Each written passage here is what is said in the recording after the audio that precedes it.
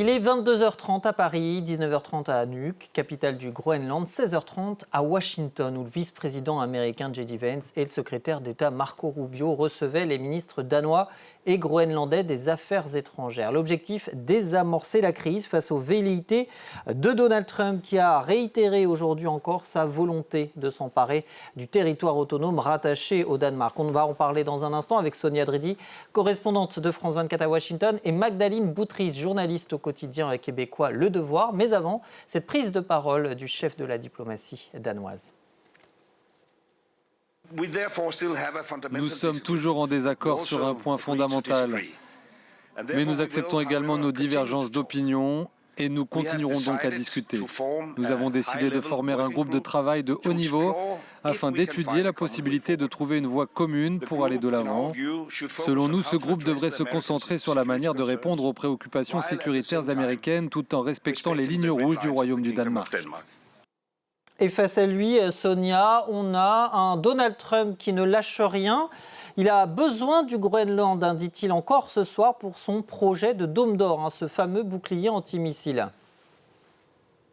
Oui, Donald Trump a dit il y a peu devant des journalistes réunis dans le bureau ovale qu'il voulait posséder le Groenland, que le Danemark lui seul n'allait pas bien défendre le Groenland et que face à la menace russe et chinoise, Donald Trump voulait posséder l'île. On le sent extrêmement déterminé et il a exposé vraiment son opinion de façon assez claire il y a quelques jours lorsqu'une journaliste lui a posé la question à savoir pourquoi voulez-vous posséder le Groenland puisque vous avez déjà une base militaire sur place et vous pouvez étendre votre présence militaire au Groenland. Il a répondu parce que quand on est propriétaire de quelque chose, on ne la défend pas de la même manière que lorsqu'on est locataire. Donc il a utilisé cette comparaison avec l'immobilier, lui qui est un ancien agent immobilier, pour dire qu'il avait vraiment besoin de posséder le Groenland pour mieux le défendre l'île. Alors, la Maison-Blanche a été aussi assez claire, puisque un peu plus tôt dans la journée,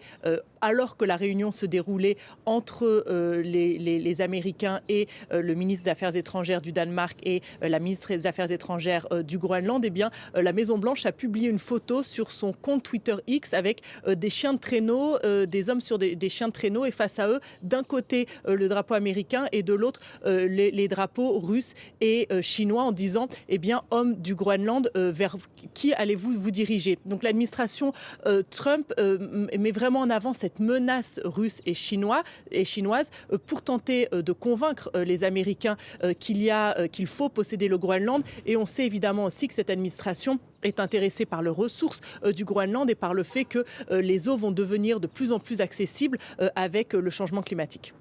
Bonsoir à vous aussi, Magdalene Boutris. Vous êtes journaliste, je disais, au quotidien québécois Le Devoir. Vous vous êtes rendu, vous, au Groenland, c'était en février 2025. C'était peu de temps, finalement, après que Donald Trump a accédé de nouveau à la Maison-Blanche. Il faisait déjà part de ses convoitises. Hier, il y a le Premier ministre groenlandais qui disait qu'à choisir entre les États-Unis et le Danemark, ce serait le Danemark. Est-ce que c'est un état d'esprit que vous avez pu percevoir à l'époque chez les personnes que vous avez rencontrées ? Oui, tout à fait. C'est vraiment ce qu'on m'a répété tout au long de mon séjour à Nuuk, qui est la capitale du Groenland. Ce qu'on me disait, c'est on veut devenir indépendant, on ne veut plus faire partie du Royaume du Danemark, mais on ne veut pas pour autant devenir américain. On ne veut pas troquer une puissance colonisatrice pour une autre. Les Groenlandais veulent en très vaste majorité, à près de 90%, devenir un territoire souverain, donc complètement indépendant, sans être attaché à une puissance colonisatrice. Est-ce que ça pourrait aider précisément ces pressions américaines, selon vous, à plaider en faveur de l'indépendance ? C'est un mouvement on découvre un peu le mouvement indépendantiste au Groenland, mais ce n'est pas un nouveau mouvement. C'est très présent dans l'île depuis environ une cinquantaine d'années. À peu près tous les partis politiques au Groenland sont des partis indépendantistes, à l'exception de un qui est plutôt annexionniste, donc qui aimerait avoir un rattachement du Groenland aux États-Unis. Mais les Groenlandais sont tout de même conscients que c'est pas un projet qui va voir le jour très, très prochainement. Le Groenland Groenland est un territoire qui n'est pas très développé économiquement, donc ils dépendent encore grandement du Danemark, qui envoie chaque année des centaines de millions d'euros dans l'île pour faire fonctionner le budget, pour faire fonctionner tous les programmes sociaux au Groenland. Est-ce que le Groenland aurait, parce qu'on a bien compris l'intérêt américain, mais est-ce que le Groenland aurait un intérêt, un rattachement, si je puis dire, américain ? Mais en ce moment, le Groenland n'a pas d'armée, donc c'est sûr que s'il devenait indépendant, il devrait faire des partenariats avec d'autres puissances pour pouvoir se défendre. Évidemment, il y a des liens très étroits avec l'Europe en ce moment. Le Groenland, comme je disais plus tôt, est un territoire qui désire se développer économiquement, donc il cherche également des partenaires commerciaux, notamment pour aller exploiter les ressources minières qui se trouvent dans le sous-sol de l'île. On sait qu'il y a beaucoup de minéraux critiques qui sont essentiels pour la transition énergétique et aussi pour l'industrie militaire, qui se trouvent au Groenland. Mais pour ça, il faut des partenariats avec des minières qui sont prêtes à investir beaucoup d'argent pour faire de l'exploration pendant de nombreuses années avant d'être en mesure de faire de l'exploitation. Quid des Américains, Sonia? Est-ce que Donald Trump est soutenu sur le Groenland ?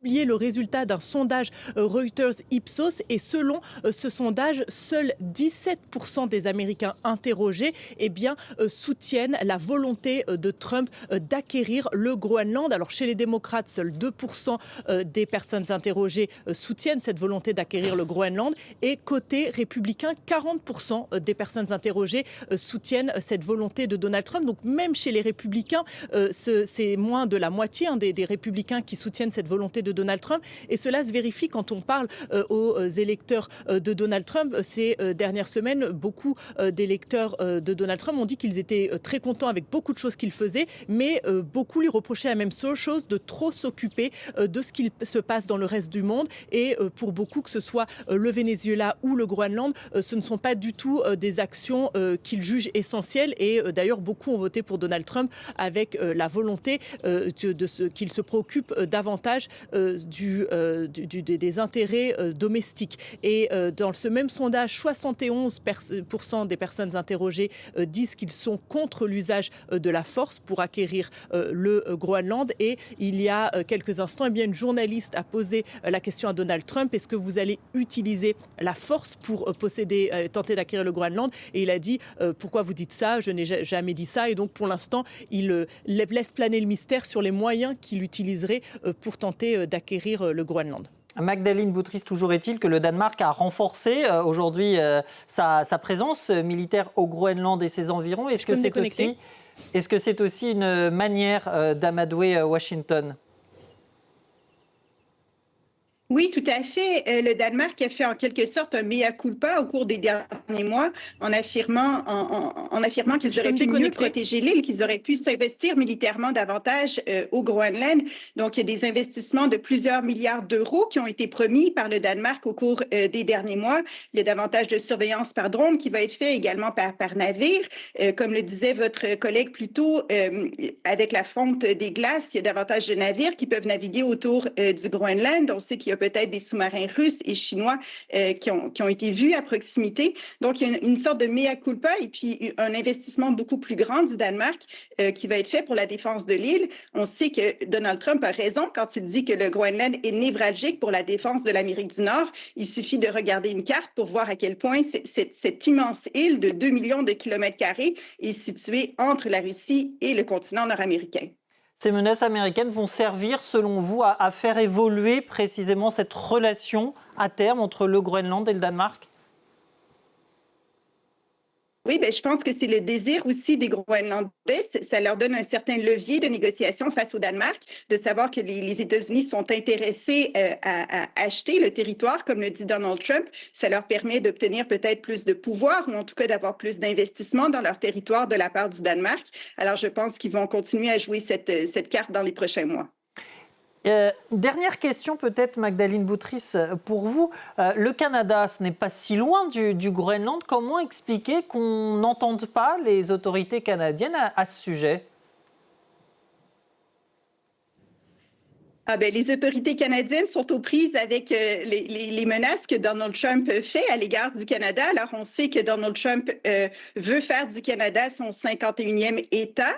Il faut le prendre au sérieux. Il s'est engagé dans une guerre commerciale avec notre pays qui fait très mal en ce moment à notre économie.